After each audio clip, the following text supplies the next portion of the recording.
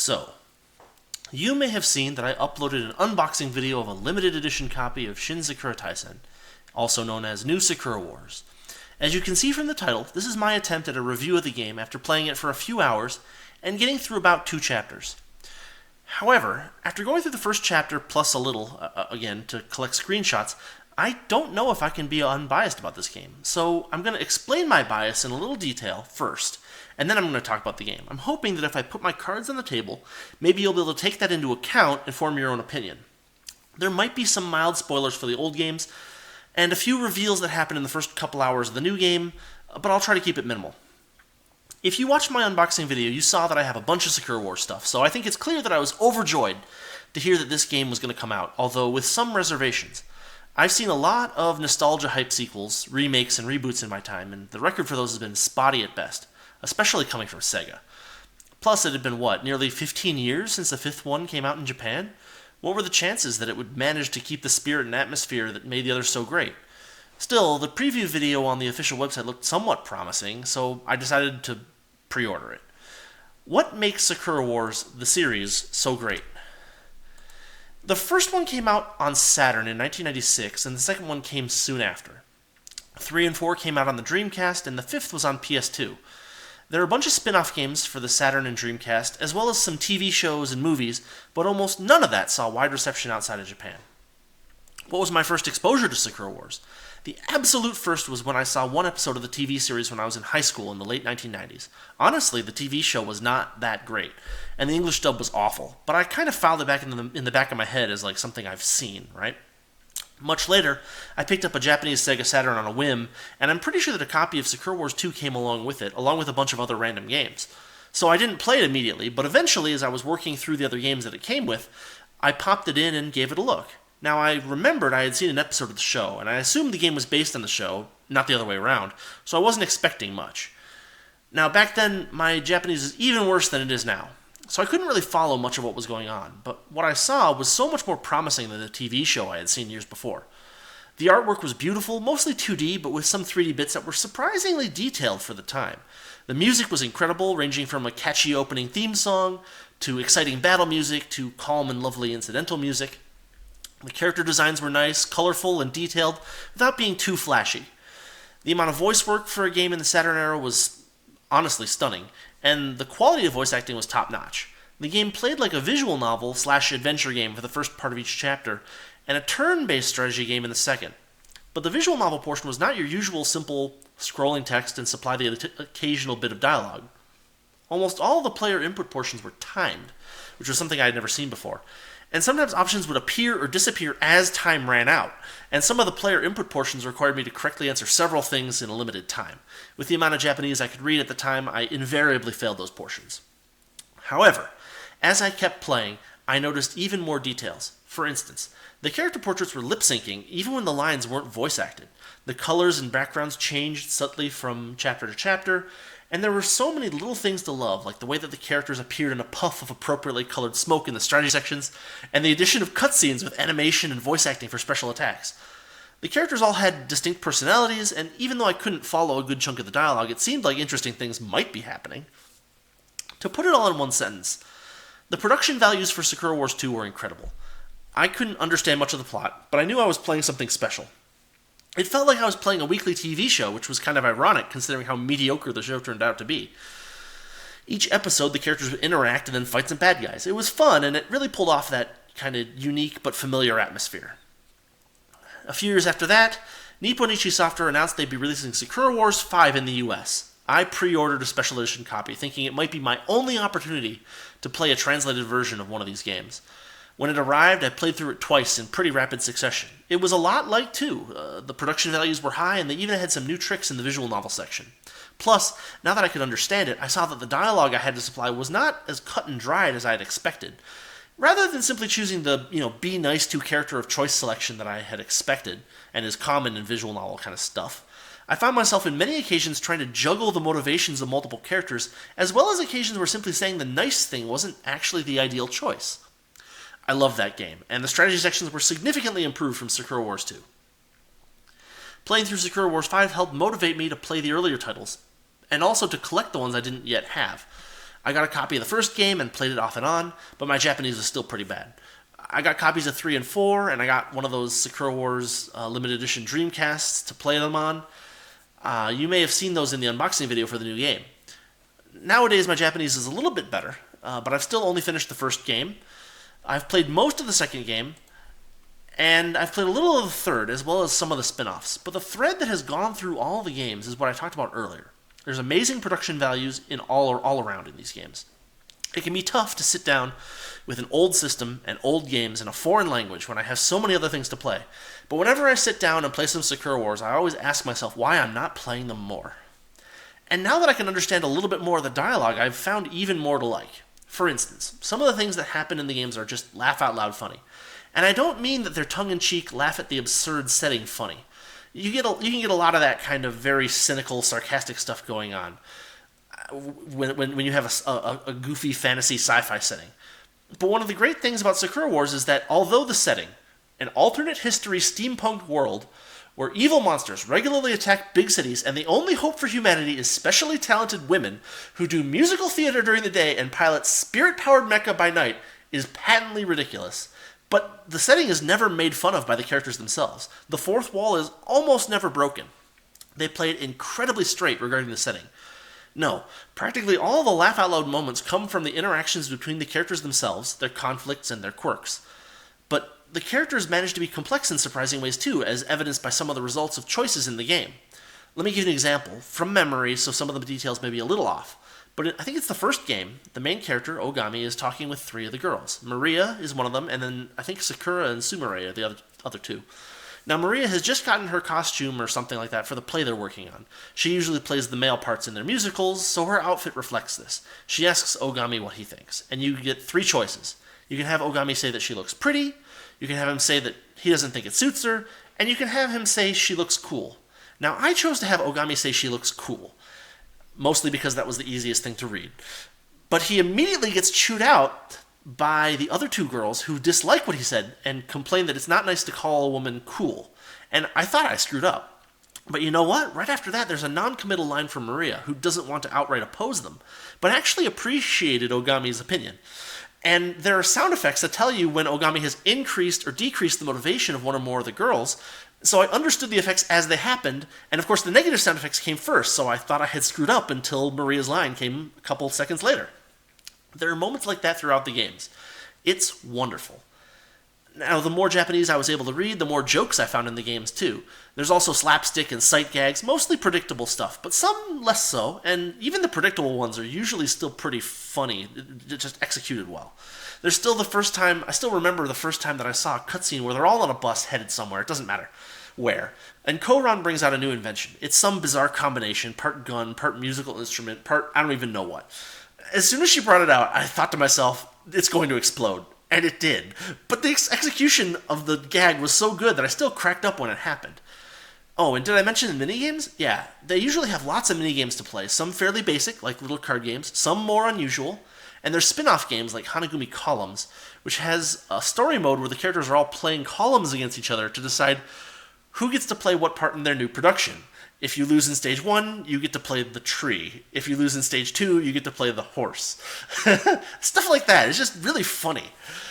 I kind of hope this gives a good explanation of my bias towards Sakura Wars. I love this series, and I really wanted to like the new game, but the new game had a very high bar to reach toward. I was hopeful, but uneasy. I deliberately avoided looking up any information about the game, no reviews or gameplay. I wanted to see what it was when I got it without having my expectations colored by previews. Now that it's arrived and I've spent several hours with it, I have to say it's done a surprisingly good job of meeting those hopes. I'm only a little way in. I'd been planning to play all last week, but I've been too sick to enjoy it, so I held off a bit. But I've already laughed out loud a few times, and there have been a few things that just threw me for a loop. I played through the first chapter again to get screenshots for this review, and I really enjoyed it, even though I had just played it. It's good. It's really good, and it doesn't break the series formula for the most part. A little background on this one. I had heard that it was a soft reboot, but it's more like a sequel after a long time. Maybe that's almost the same thing. I don't know. The terminology gets a little foggy sometimes. The setting is Tokyo, 10 years after the events of Sakura Wars 5. The theater where 1 and 2 has happened is the setting for the game so far. And this is where the game first threw me for a loop. A little background. One of the main characters in 1 and 2 said that she had officially retired from playing her character in Sakura Wars. That is, the voice actress. They even made a short movie to send her off. So who should appear in the first 10 minutes of the game but Kanzaki Sumire? I heard her voice, and I heard them call her by name, and my jaw hit the floor. But it was true. They actually got Tomizawa Michie back for her voice. I had to look it up because I didn't believe it. She said she was done. But right then, I was really moved. I wanted to, send her an email or a tweet or something just to thank her for coming back. But I couldn't find if she had a blog or a Twitter account, so I'll just say it here. Thanks so much for lending your voice to this game. And they did a really good job with her character, too. She used to be hot-headed and egotistical and haughty. But Sumire now, she's mellowed out. She's confident, she's calm, she's positive, and encouraging while still being realistic. She's amazing as the leader of the Flower Troop. And I honestly had no idea she was back until she appeared on the screen. It was amazing. The new characters are colorful and have nice designs. Amamiya Sakura idolizes Shinguji Sakura. She seems kind of simplistic right now, but she starts to get more complex in Chapter 2. Shinonome Hatsuho seems to be very similar to Kana from 1 and 2, so I'm wondering how she'll develop. One of Kana's major developing factors was her rivalry with Sumire, and that dynamic doesn't seem to be present yet, so I wonder what's going to happen there. Clarissa is from Germany, I think, and she loves books. I thought they had set her up as antagonistic toward the main character, but it looks like they wrote more complexity into her than that. She seems kind of pessimistic, but also level-headed and intelligent. The support team in Chapter 1 consists of Oba Komachi, who handles the theater gift shop and tech support for the Flower Troop, and Kaoru, who is Sumire's secretary and one of the serious but goofy characters you might see as kind of dry comic relief.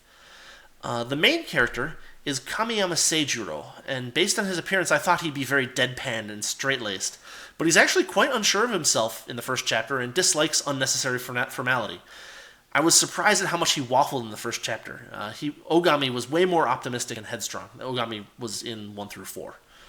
There are some nice side characters, too. We've got Yan Shaoran and Hoan Yui are members of the Shanghai Flower Troop, working in Tokyo because the Imperial Flower Troop has declined so much in the last 10 years. There's also a big fan of the Imperial Flower Troop named Saijo Itsuki. You can accidentally introduce yourself as the captain to her in the first chapter, and she gets really confused. And those are only the characters introduced in Chapter 1. In Chapter 2, we get to meet 2 new combat members and 1 new support member. Anastasia Parma is a superstar from outside the country. Since I've only gotten through a little bit of Chapter 2, I don't know that much about her, but she seems less difficult to deal with than Orihime was in Sakura Wars 2. But she doesn't seem to be really interested in helping the other members of the team yet. That'll probably change later in the game, but we'll have to see what happens. Sakura tried to get her to mentor her in acting, but Anastasia flat out refused. Mochizuki Azami has been a member of the Flower Troop for a while, but she was out on a mission in Chapter 1, so we don't get to see her until Chapter 2. She's kind of weird. She claims to be a ninja, but she dresses more like a maid, and she still carries weapons and disappears regularly. I wonder what her story is going to do. It's just goofy. Also joining the team in Chapter 2 is Shiba Reiji for engineering support. He's voiced by Tomokazu Sugita, who you might know as Gintoki from Gintama or young Joseph Joestar. I've described him, the voice actor, once the same way that Peter Griffin described Tom Hanks. Anything that guy says is a stitch. He's an old friend of Seijuro, or maybe a rival? I don't know. They have a good dynamic so far. If you have Seijuro be polite to him when he shows up, he immediately calls Seijuro on it, and it's hilarious. In general, the voice work is really good. There's lots of emotion, and they banter back and forth very convincingly. In the visual novel segments, the lip system for time choices and stuff is back, and so far it's only done stuff that I've seen in Sakura Wars 5. However, there may be new mechanics later in the game, so I'm hopeful for that, although the interaction system I've seen so far are pretty sufficient for character interactions. I don't know what else I'd want to add. The animation is mostly good, with a couple of flaws. First, there are 2D animated segments that look really good. The 3D models are reasonably detailed, nothing amazing, but the facial animations and emotional reactions are varied and plentiful. The mouths are somewhat convincingly lip-synced, but it's kind of vague in some places. That's kind of little flaw number 1. In addition, it seems they either didn't do the mocap very well, or perhaps didn't use mocap at all for the character movements. How should I put it? The keyframes, the poses that the characters end up in, are mostly fine. They look right. However, some of the transitional animations seem a bit unnatural or stiff. I'd say that's flaw number 2. On top of that, some of the neutral poses seem a little weird. I mean, why do her arms go out like that? Actually, it seems like a lot of the characters stand like that now that I've been going through the game again. It's really a little weird, actually. Moving on, the theater is lovingly modeled in 3D. I was kind of moved when they just let me walk around the theater and I got to see everything. It's pretty much like how I remember it was from Sakura Wars 2. Only now I can actually look around the rooms rather than simply selecting a room and seeing if there's an event there or not. There are a huge number of bromides to collect. It looks like 113 in all. From ones that you buy from Komachi, featuring the current cast, to a huge number of hidden bromides that are laying around the inside of the theater. In the old games, the main character was always tasked with patrolling the theater, but now you really have a reason to look everywhere. So it's kind of a good way to set things up for that. There are lots of interactions with the characters, and Seijiro gets a smartphone, yes, in like 1930-something Japan, to help him manage side quests and find characters. Also, the exploration bits were always almost time-limited in the earlier games, but in this game they give you plenty of chances to just wander around for as long as you want. Oh, and the screen between chapter parts, where you get to see how your character interactions are going, has gotten a major upgrade. It's got little paper-craft character dolls hopping around and stuff. It's really well done. In Chapter 2, Seijiro gets a new suit. A mascot suit. It's pure comedy fodder, or at least it has been so far. I'm curious what else we'll see from that. The music is great. There are a lot of old motifs reappearing, but the arrangements are new, with additional instruments or melodic segments added to the mix. I was trying to think of a way to describe it, and I think I can make a useful comparison. Another game I've been playing recently is Dragon Quest XI, and the music of Sugiyama Koichi is really beautiful. But most of it's music that's been lifted from Dragon Quest III, and I've heard orchestral arrangements of that music before. In other words, the music in Dragon Quest IX was kind of phoned in. The original tracks are great, the orchestral arrangements are great, but I would have really liked to hear new tracks or more thorough reinterpretations of the old stuff.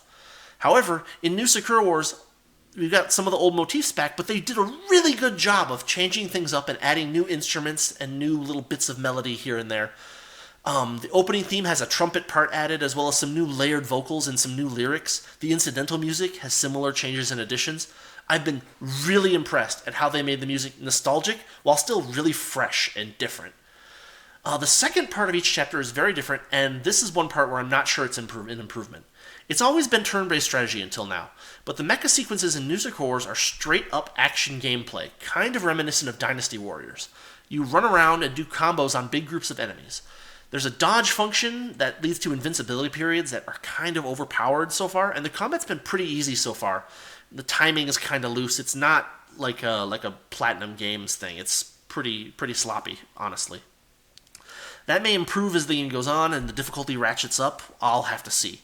But I would not have minded strategy gameplay again at all. In fact, I probably would have preferred it because it allows the characters to interact more readily, like when Ogami would protect someone or combo special attacks.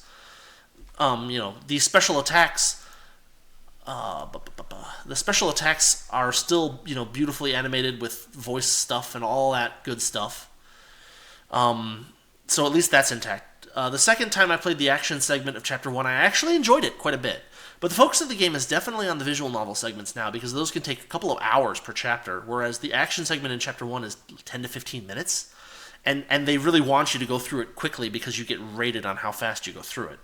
I mean, at least with the turn-based strategy, you can have a long half-hour battle without too much, mental strain. But they still do the victory poses after the battles, so I'm at least grateful for that.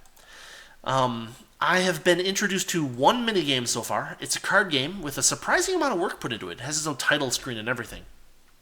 There's been so much work put into it that I'm wondering if it isn't the only minigame, but I don't know for sure what's waiting later in the game. Anyway, I played a few rounds and it seems pretty fun. It's kind of a combination of a matching game and poker. You match cards from your hand with a common pool in order to make other hands, which are in turn worth points. So, that about completes my review. I'll admit this game isn't for everyone. It's very niche. The fraction of the American market that likes visual novels is very small. But, in the niche it inhabits, it dominates. The new game mostly follows the model of its predecessors, with new characters and updated music and a new battle system. I wonder how many chapters it has. I hope it's a lot, and I can't wait for the US release. The official website says spring 2020, so I've got my fingers crossed. I hope it does well. If you like stuff like this, keep an eye out, and thanks for watching.